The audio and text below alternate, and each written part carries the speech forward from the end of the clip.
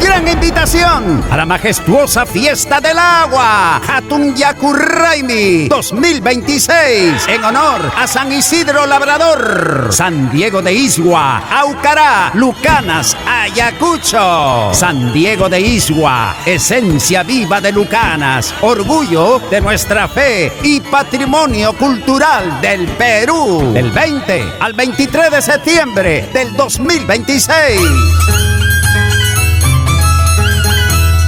El primer danzac mayor, el señor Elmer Capcha Ramos y su esposa, la señora Carmen Rosa Valenzuela Jayo, tienen el alto honor y hacer la más cordial invitación a toda la familia, amigos del centro poblado de Isgua y al público en general del Valle de Sondondo a participar y compartir la majestuosa Fiesta del Agua Hatun Yaku Raimi en honor a nuestro santo patrón San Isidro Labrador de Isgua. Presenta a sus artistas costumbristas del momento.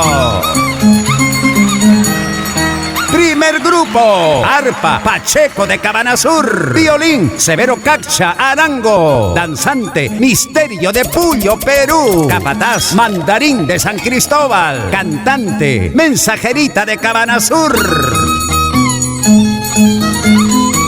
Segundo grupo, arpa, Johnny Arcos de Sondondo. Violín, Capitán de Sondondo. Danzante, Condenado de Cabanasur. Capataz, Iche de Isgua. Cantante, Rosa Blanca de Vilcahuamán. Programación oficial. Domingo 20 de septiembre. Recepción de los músicos en la capilla de Isgua y gran anticipa. Jataricui al rojo vivo. Lunes 21 de septiembre. Gran víspera. Martes 22 de septiembre. Día central. Miércoles 23 de septiembre. Gran convido y despacho. 6 de la tarde, presentación estelar de Esther Gutiérrez y su marco musical